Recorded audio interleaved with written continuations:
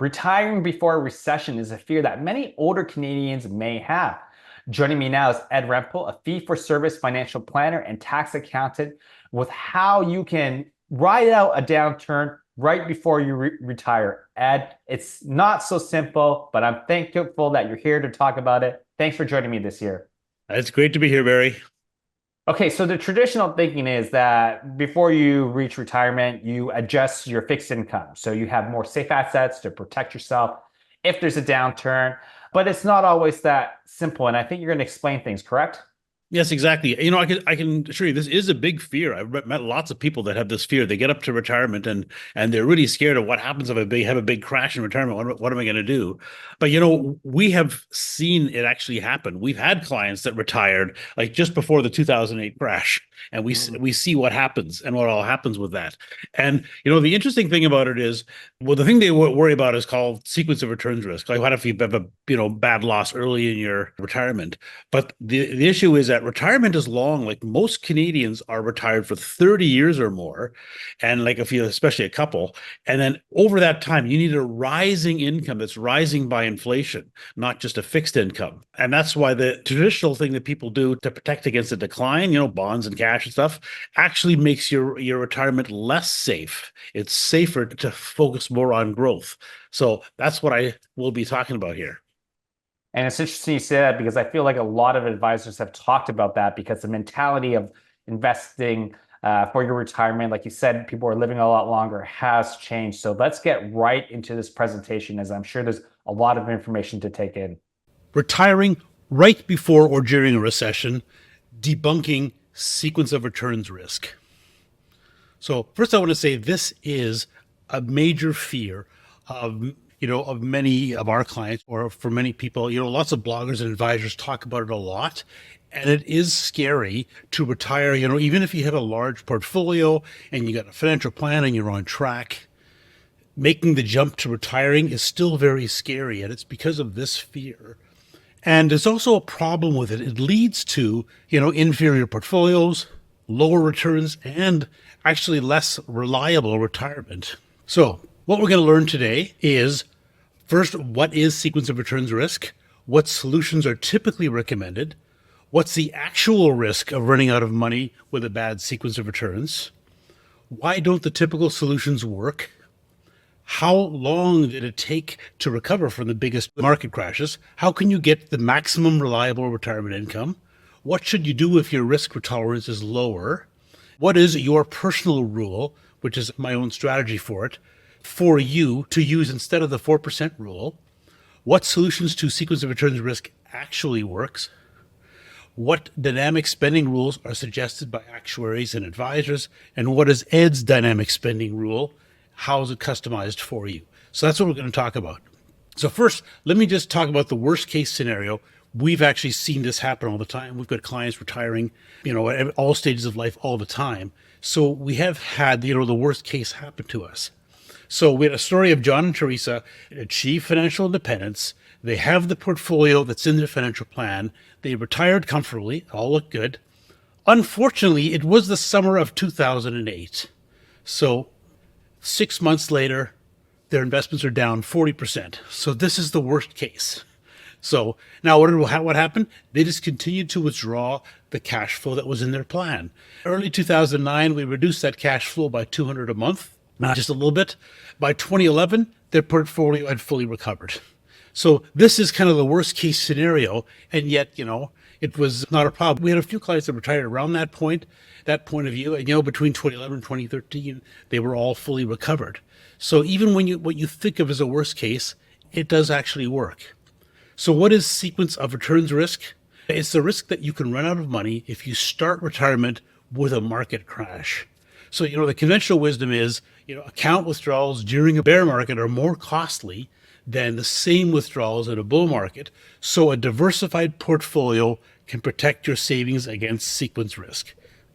Now, so what's the actual risk of running out of money with a bad sequence of returns risk? So I got a 150-year study that I did of equities going back over that period of time. Now, the 4% rule, which is what's commonly used with 100% equities, had a 96 to 97% success rate. So there was only one market crash in the last 150 years that didn't support a 30-year retirement, and that was 1929. So 4 of the 5 failures in that period of time since 1871 were caused by inflation, not a market crash. So back in 1929, the Fed didn't know how to manage the economy back then. They didn't support the run on the banks. They reduced the money supply by 30%, which made it much worse. The Fed would not make that mistake today. So basically, the risk to retirement is inflation, not a market crash, which is why it's a big issue right now. So, if a chart actually shows the sequence of return to risk, and this is with 100% equities. And if you see over each line on this one is one 30-year retirement, and it assumes a 4% rule and increasing the withdrawals based on inflation. And you see there's only one decline to zero. You're looking for the declines where it went to zero. And you only see one in the late 50s, which was 1929. There's a few in the late 1990s, which was from the earlier high inflation. And you notice that most of the time, you start with $1 million, you end up with about 4 million 30 years later. So the truth is, most of the time, you can increase your retirement income later on, but not too much early. So it has worked quite reliably. So typical solutions to add bonds is to add bonds to reduce volatility, and it actually makes it more risky, not less risky, over a 30-year retirement. So, here's what we found with the study. 100% stocks had a 4% failure rate based on the 4% rule. 100% bonds had a 53% failure rate, way higher. And what they call the age rule, or, one of these diversified portfolios, 70% bonds, 30% stocks, 14% failure rate. So it's actually quite a bit higher, the failure rate, when you add bonds or cash to it. It's the lowest failure rate. The most successful is actually when all equities are very close to it. So bonds fail most of the time, except when interest rates fall for many years, like they did from 1982 up to 2022. So here's the graph actually showing 100% bonds. And it's more than half the time it's a failure. And basically, anytime you retired between 1900 and 1980, you would have run out of money. The last 40 years, you would have done pretty well because interest rates were declining up till 2020 all the time. But now that decline period is over. So it's not necessarily going to be positive going forward. And this is, with 70 bonds, 30% equity, as a 14% failure. And this is, what they call your age rule. The percentage of bonds in your portfolio is your age, or something 110 minus your age, or 100. So, and here you see that it failed about 14% of the time. So again, it's always higher. Now, I'm going to chart here of different success rates based on different portfolios and different withdrawal rates.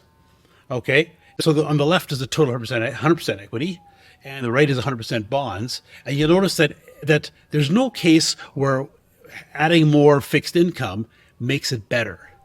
So, the 3% but safe all the way, except if you're high fixed income. The blue is the 4% rule. And, it was pretty high with, 70% to 100% equities. And then it goes down as you add fixed income. And, 5%, gets low all the way through. So why don't these typical solutions work? You'd think adding bonds would make it safer, but it doesn't. So, and the reason is that stocks are actually more consistent than bonds after a 20-year period. So 20 years out or more after inflation, stocks are actually more predictable than bonds. So, the more bonds, the lower the success rate of a 30-year retirement. And it doesn't matter what your withdrawal rate is for all of them.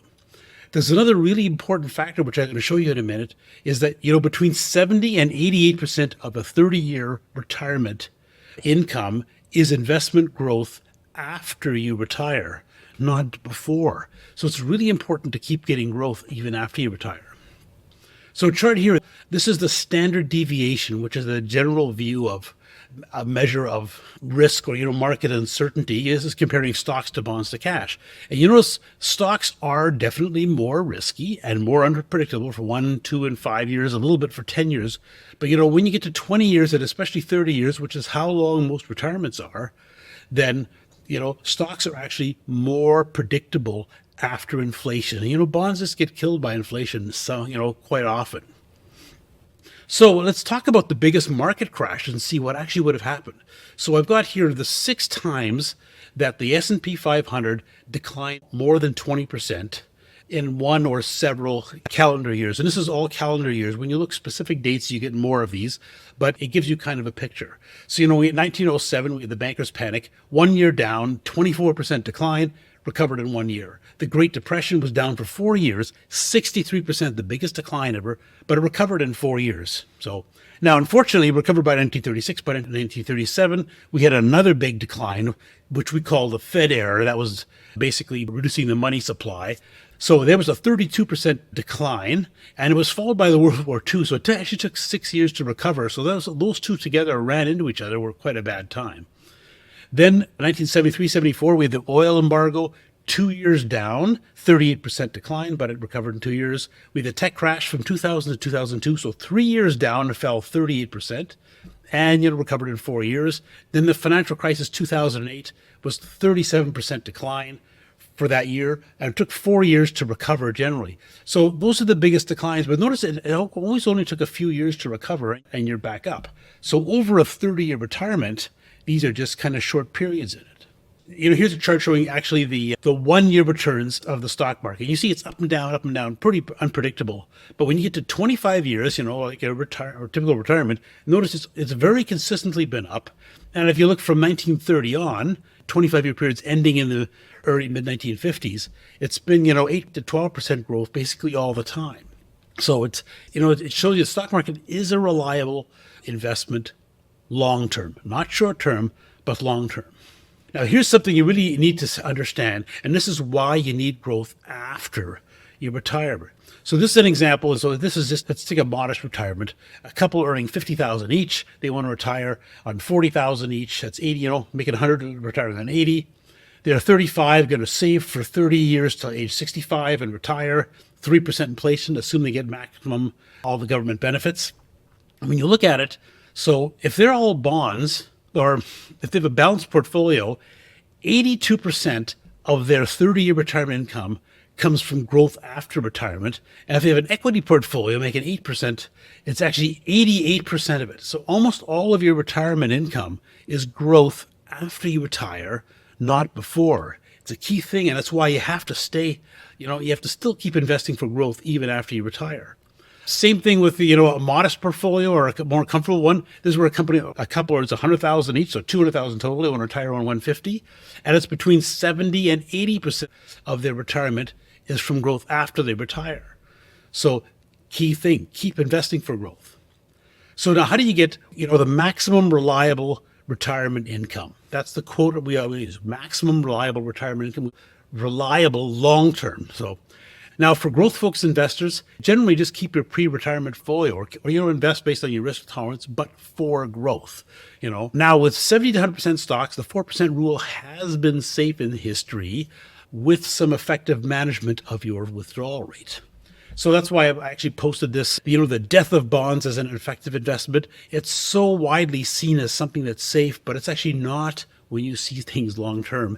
And I found this quite funny because this Elijah Bond was actually the patentee of the Ouija board. So it's like we had you believing it worked for a while, but then you realize it doesn't. So now, what should you do if your risk tolerance is lower? So not everybody can invest, all equities or mainly equities. Some people, just their risk tolerance isn't that high. So you need to invest within your risk tolerance. And bottom line is, even though equity returns are strong long term, you only get them if you stay invested, if you never panic and sell after a decline. So sequence of returns risk is an emotional risk. It's not a market risk. The market is actually reliable long term, but it's an emotional risk that you might get scared out of your investments.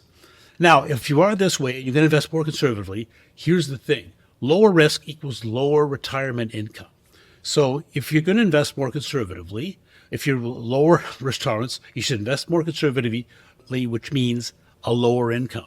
So use what I call the your personal rule. It's my own version of the revised 4% rule. Use that instead of the 4% rule. Now, risk tolerance, though, is something that you can learn. It's a learned skill. And, really all it is, it's the ability to do nothing when your investments go down. Now, you'd think doing nothing would be easy, but, it's often not. We've got this, lizard mind that we grew up with, that we want to react what is it called? Basically fear, and we want to, do something when major things happen. But, just doing nothing is what can actually work. Now, what I call your personal rule, I used to call the 2.5% plus 0.2% for every 10% in stocks rule, but that wasn't too catchy. So I'd call it your personal rule. And basically, so instead of 4%, use 2.5, and then add 0.2 for every 10% in stocks. So if you have nothing in stocks, use 2.5%, 10% in stocks, use 2.7. If you're 50% in stocks, use 3.5. And if you're 75% in stocks or more, you can use the 4% rule. So that's a general guideline, what works. So this is instead of sequence of returns risk, just, invest based on your risk tolerance and use the appropriate withdrawal rate. So now I want to say this is not a rule. I've seen a bunch of posts where people say, it's not a rule. It's not a rule. It's a guideline. So all of these are guidelines that give you a reasonable area, and then you can adjust it based on what makes sense, but it's all a guideline. Now, to get the highest success rate, it's 98% is what you have. One have is about 98% confidence that your retirement will be fine. Even 95 would be, you got a 1 in 20 chance of running out of money. Is that really, calm? Does that give you confidence? 98% means you get a 1 in 50 chance of not, of running out of money. And then even if you don't manage it effectively. So to be 98% confidence, the 4% withdrawal has worked. For 4% of your withdrawal for 75 to 100% stocks, 3% for the age rule, so your age in bonds, so that 3% has worked, and 2.5% if you're all in bonds or all fixed income. So those have worked in history with about a 98% success rate. And I got a chart that actually worked out the actual success rate for each withdrawal rate. And, between 2 and 7 and each allocation, you can see which ones are kind of higher. And basically, the more equities, the more, it's always safer with more equities. It's always more reliable over a 30-year retirement.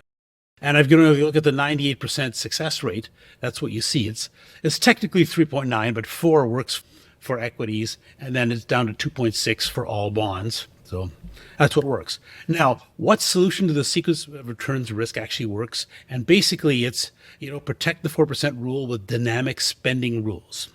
So basically you reduce your spending if your withdrawal rate gets too high. So, and basically you see, you have $1 million, you take 40,000 if it's 4%, and your investments go up and down based on what happens. So, and also you may withdraw a different amount. So that withdrawal percentage changes every year, and you got to kind of manage that over time. So now what's dynamic spending rules does research suggest? There are a few research studies by actuaries and advisors like the Guyton-Klinger strategy and the Hebler autopilot. These are like automatic formulas.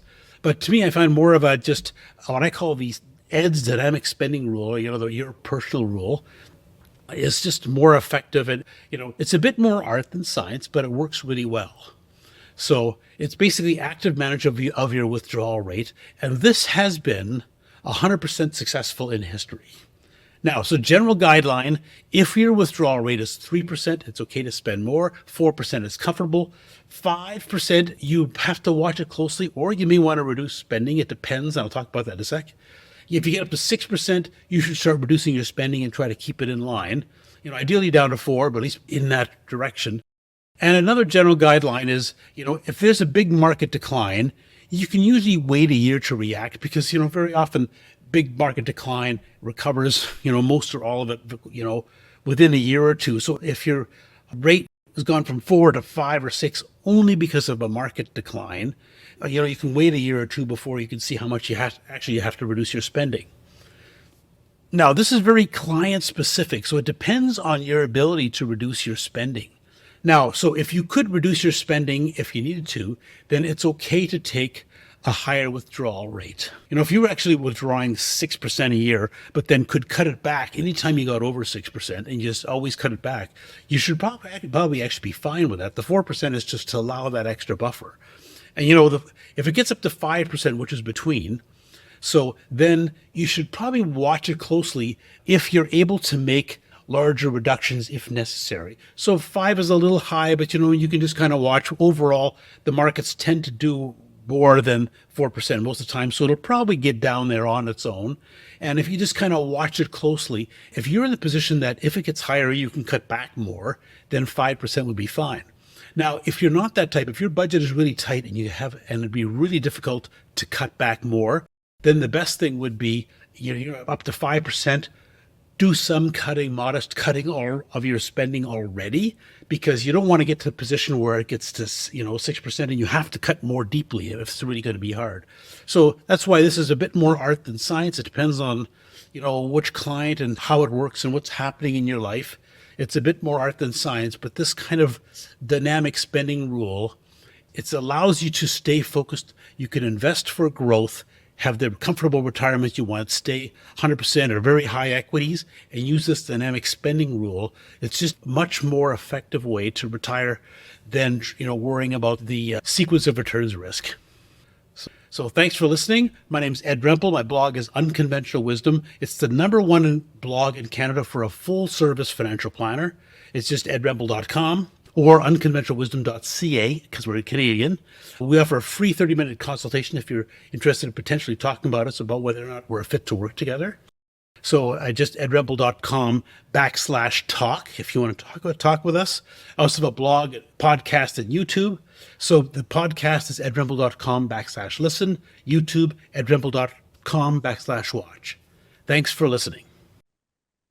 Thanks for that, Ed. Me personally, I'm about 15 to 20 years away from retirement. So I've got a lot of time, but a lot of the things you brought up were things that I've been hearing about. So I'm glad we're talking about it today. And hopefully for those people who are approaching retirement or are currently retired, are going to start thinking more long-term, because they might still have a lot of years to live. Ed, thanks for joining me again at the Canadian Financial Summit this year. Thanks so much for having me, Barry.